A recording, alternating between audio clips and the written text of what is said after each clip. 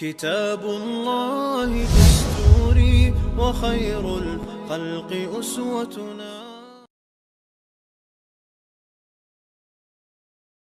In this ayah, Allah has given us a very basic, something even a child can understand, but at the same time a very powerful look at Iman.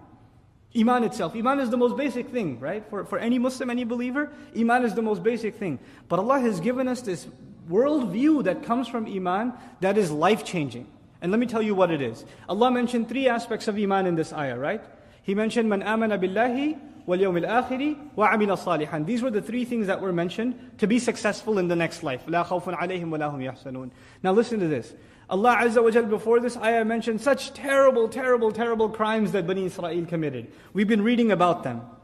And now He says, the first Iman was Iman in Allah. A necessary consequence of believing in Allah is that you will definitely believe in the next life. It's a consequence of believing in Allah. If you don't believe in Allah, then it's very difficult for you to accept that there is a life after this one.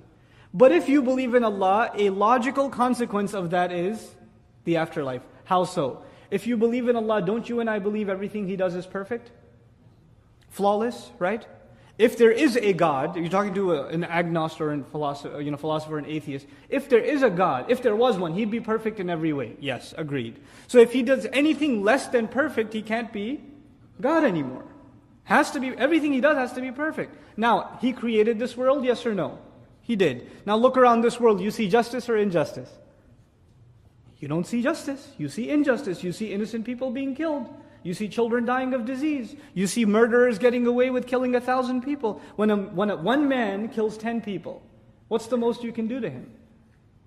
What's the just punishment you can give him? You could kill him, okay, how many times?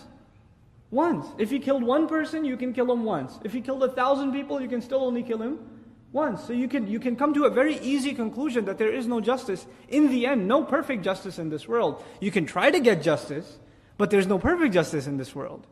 Then this is what, by the way, leads atheists to justify their position. They say, look, if there was a God, there wouldn't be all this injustice. But we say, no, you're missing something. There is a God, because every one of these credits that the criminal gets will be debited later on.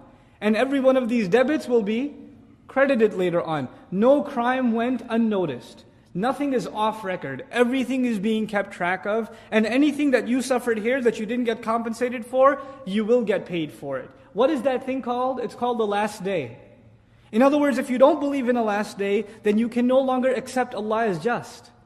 Allah's justice necessitates that you believe in the last day. You understand? So the two are logically connected. Now, if you do believe in a last day, wouldn't you want to be successful on that last day?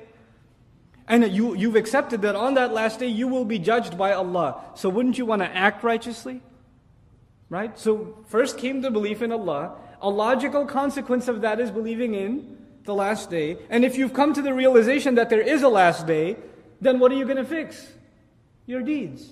Such a powerful reality captured in just three phrases. Man amana billahi wal yawmil akhiri wa amila salihan. And this is the mentality of the believer inside these words.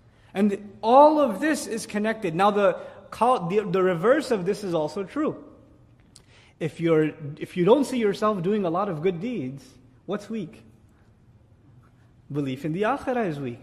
I'm not so sure if I'm going to get rewarded all that much for what I'm doing, so it's not worth my time to do. There are other things that are taking my time, because obviously I'm convinced that's a better use of my time. In other words, when you don't see yourself convinced of doing good deeds, it's actually not a weakness in being good, it's a weakness in believing in the afterlife. You're not getting enough reminder or reinforcement about the next life. But if the belief in the next life is weak, what does that lead to? Belief in Allah being weak. The remembrance of Allah being unnecessary. You see how it reverses? So good deeds, the more you do them, the more it fortifies your belief in the next life. And the more you fortify your belief in the next life, the more your expectation from Allah increases. Your belief in Allah increases. And the reverse is also true. So this amazing formula has been given that has been timeless.